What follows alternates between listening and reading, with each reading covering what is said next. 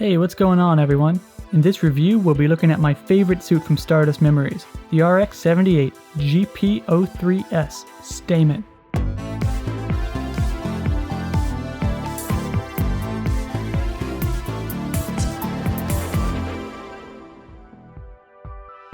As always, we'll be reviewing this Master Grade Gundam in 4 categories: the build, appearance, articulation, and the gimmicks. We'll be giving each a score from 1 to 5, so at the end we can tally it all up for an average score.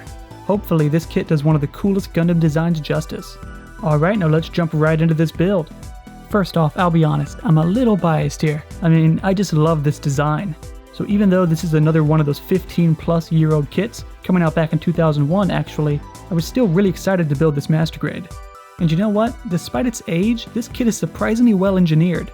It's still nowhere near up to modern standards, but it's also nowhere near as bad as the Ingram or the Alex 1.0. I will say the build for the forearms can be a little tricky, but other than that it's surprisingly straightforward. There are only 2 screws in this build too, one for each ankle. All in all, what inner frame is here is pretty passable. Just don't expect any moving pistons or anything. Moving on to the armor, we get the most striking aspect of this build, all these seam lines.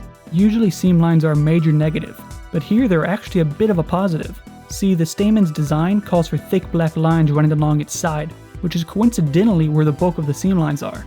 So you can just throw a black Gundam marker at all these lines, and you'll actually end up with both a better looking and a more anime accurate build. Bandai even gives you a little channel to help you out. It's kinda genius actually. That brings me to the detailing. With this being an older kit, there's quite a bit of detailing you can do here. Thankfully there's only a few mandatory places. First off, you'll need to add this black around the lenses on the front of the legs. Thankfully you can just pop off this front armor, paint it up, then pop it back on. No problem at all. You also might want to add this black line on the front of the knee. Same for this line around the back of the leg as well. Then there are these black vents on the front of the skirt armor. They're really annoying to paint since there's no part separation, so I was kinda careless with them. Same for these vents on the shoulders. They're all white, so you gotta add all this black paint. Other than that, I recommend these 2 black squares on the ankle guards, since again, these pieces are all white. While I had my black Gundam marker out, I decided to do some optional touch-ups as well. First up, I added some black to this middle section on the waist armor. Then I also added some black to the vents on the side armor. After that, I added this black line to the head. It's a bit of a challenge to paint though, since there isn't a well-defined channel for it. But you can do it if you work at it. You'll notice I didn't actually paint up the vents on the side of the head. Well, it's because they're at a really awkward angle, so I just went with gray panel lining instead. I also didn't paint this lock on the side of the elbow. It's a pretty dark gray and there's no part separation, so I just didn't bother. Lastly, I added black to these lines on the backpack, and red to the inside of the thrusters. Alright, that about does it for the build of this kit. It was surprisingly good, but let's not forget this is an older kit, so there's quite a bit of extra work you need to put into this guy, specifically black detailing. However, I think the good and the bad of this kit kinda even out, so I'll give the build for this kit an average score of 3 out of 5. You're definitely going to want to get a black Gundam marker when you pick up this kit. Next up, let's take a look over his appearance. As I said before, I really like the look of this Gundam. I just really like the minimal use of color in it, yet what colors are here are just great. The shade of blue used in this kit is really bright and vibrant, and the small amount of red and yellow is just perfect. They all have just the right amount of saturation for me. The proportions are pretty solid too. They're not perfect, maybe even a little too bulky or blocky, especially in the chest, but other than that there really isn't anything that sticks out as being off-model. I also really like all the black lines running along this kit. They just add a level of complexity to the design, and yet they aren't too overbearing because they're on the side of the kit, rather than just in your face on the front. Of course, you do have to add them yourself, which can be a big turnoff for people. Speaking of adding them yourself, if you don't add the black around these vents on the shoulders, or the front skirts, this kit might end up looking a little bit bland. You get 2 sets of decals for this guy. The first is the usual set of peel and stick caution signs, and the second is a really small sheet of dry transfer model numbers. There's a lot less model numbers than I'd like, but it's better than nothing, you know? While I do like the look of this kit, so much of it comes from the black detailing you have to add. With this kit painted up, it's a solid 4.5 out of 5, but without the paint, it's closer to a 3.5. So I'll break even and give the appearance of this kit a solid 4 out of 5. The appearance of this kit really reflects how much effort you put into it, so beginners be wary here. Okay, time to see if his articulation holds up too. As always, let's start at the feet. Just like any old school Master Grade, you get nothing, they're just bricks. The heel can detach from the ankle though, which is pretty interesting. There are 2 hinges in the ankles, so you don't get the same level of movement as a ball joint, but you get enough for 2 or 3 poses. You actually get a pretty solid 135-degree bend from the knee. It's surprisingly good. The skirt armor is above average. I mean, even the back skirt is independent, which is a rarity for older kits. The hips are the old style ball and socket, so you get great kicks, but not as much as you'd like in terms of splits or spins. For some reason my joint is really tight though. I mean, it's really hard to move. The chest is connected to the waist via a ball joint, so good spins, but not much else. The arms and shoulders are very basic. There's no pop out from the shoulders at all, it's just a polycap on a peg. The arms themselves have the usual 360-degree upper spin, and a little bit more than a 135-degree bend from the elbow. The wrists are on the usual ball joints. Unfortunately, the polycap is really weak though. Instead of the usual trigger finger split style, you get 3 sets of static hands. You get a set for the beam rifle, a set for the beam saber, and a set of optional hands.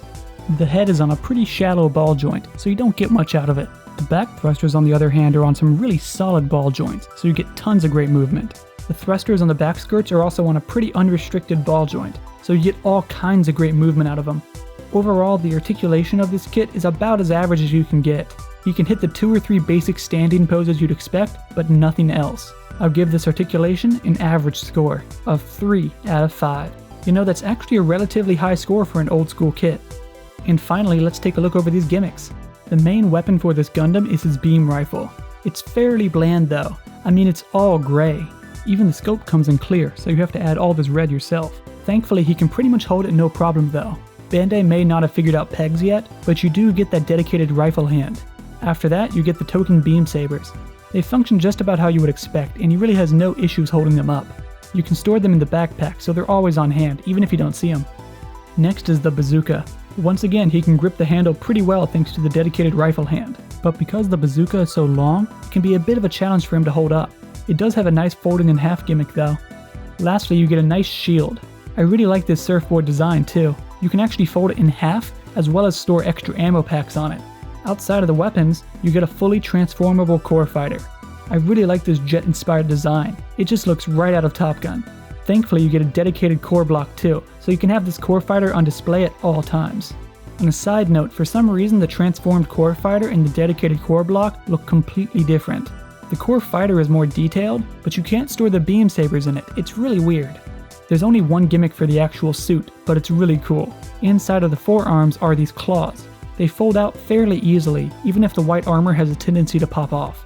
You can use it to hold the extra weapons, but that's about it. Still, it's a cool little gimmick that leads to some really interesting poses. Okay, all in all, the gimmicks for this kit are pretty solid.